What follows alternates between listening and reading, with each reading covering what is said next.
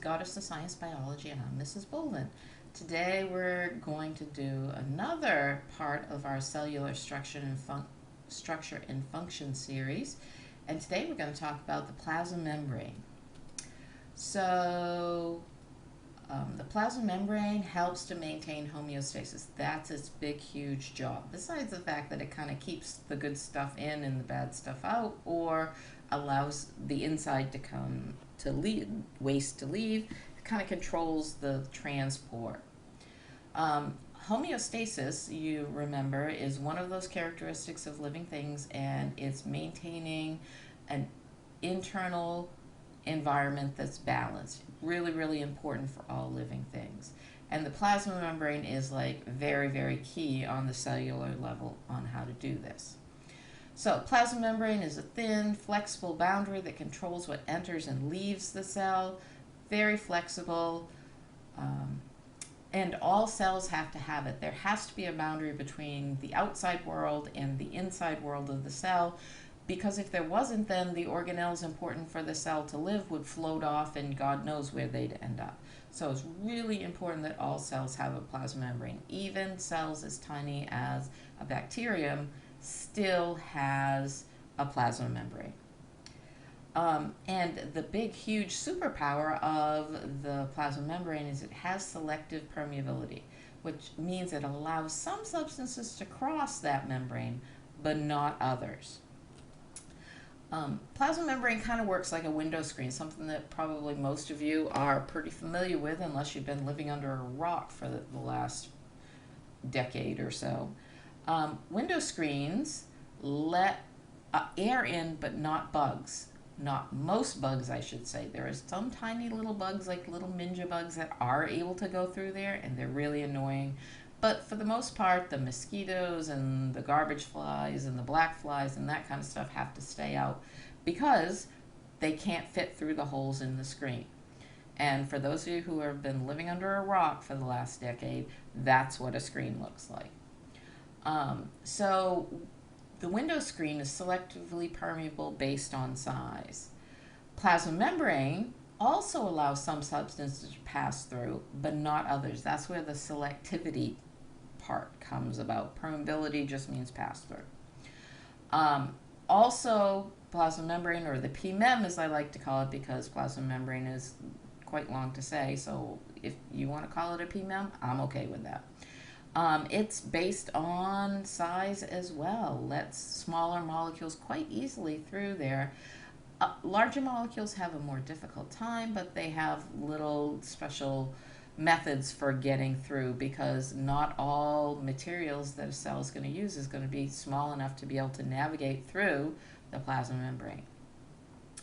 So, structure of a plasma membrane, what does it look like? It's made out of phospholipids. If you have studied lipids in biology, you might have heard of these guys. They're kind of a big deal in the lipid world. They're made up of two fatty acid tails with a phosphate head.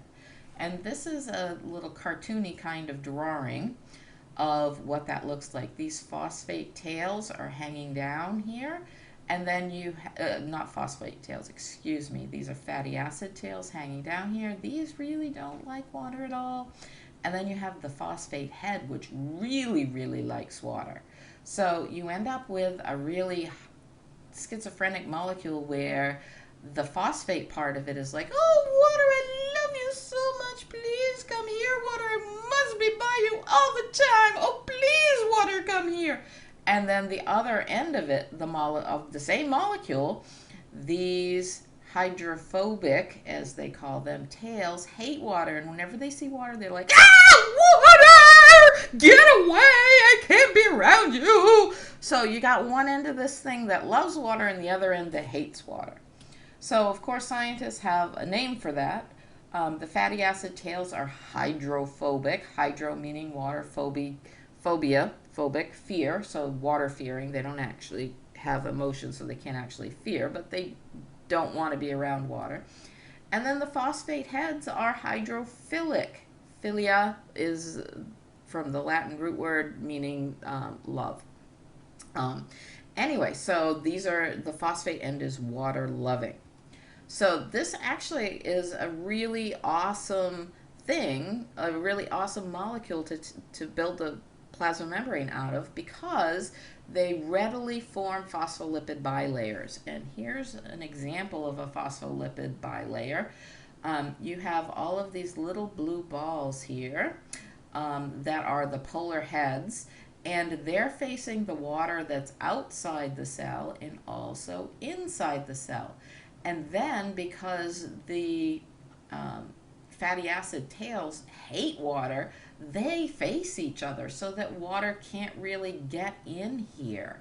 So you have the parts of the molecule that love water facing the water, the parts that hate the water facing each other. So that makes a nice little bilayer, two layers of these things. If you just had one layer of it, of phospholipids, what would happen is they would form a circle where all of the heads would be facing the water and then all the tails would be facing the inside of the circle. But fortunately, we have phospholipid bilayer here, which is great. The phospholipid bilayer, the polar heads face the water inside the cell and outside the cell, and the fatty acid tails face each other. So everybody is happy here. The parts that hate water aren't facing the water. The parts that love water can be with water all that they want. The plasma membrane is called a fluid mosaic model. Fluid because it flows, it's not static. All of these little pieces aren't actually in the same location all the time.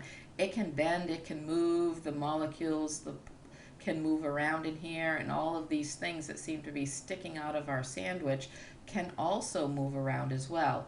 It flows like a liquid, and it's called a mosaic because it's made up of little pieces. Probably when you were in elementary school, you had to take all these little tiny pieces of colored paper and make a picture out of them. Well, it's the same. That's called a mosaic, and this is kind of the same thing. You have all these little tiny pieces of stuff, and together they make the membrane. So the pieces aren't stationary. They can move around. If you poke on that thing, it will dent in where you poked it, but then it will spring back to where it was supposed to be.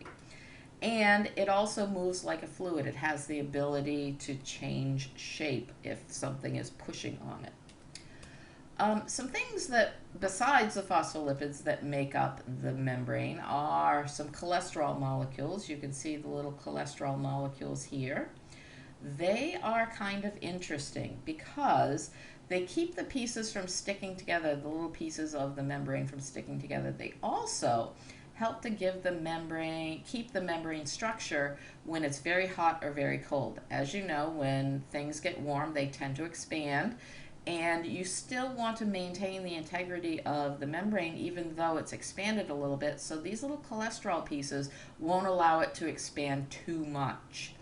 And when it's cold, things tend to contract, and the cholesterol molecules keep the phospholipids from clumping up and contracting too much, so the phospholipid bilayer can still work.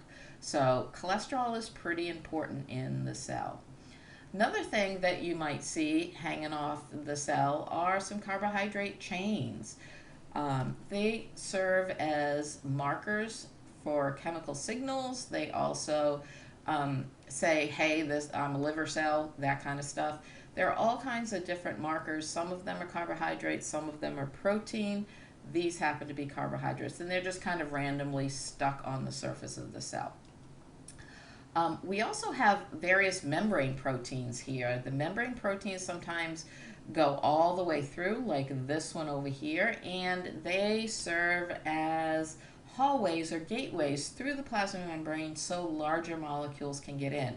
If you are a very large molecule, it'd be really hard for you to fit all the way through all of this business to try to get to the inside. And sometimes cells need more of those molecules than can diffuse through, if diffusion for those molecules is even possible. So we have little hallways that allow things kind of the express route to get inside. Okay, well, that's it for today. Thanks for joining me. Have a great day.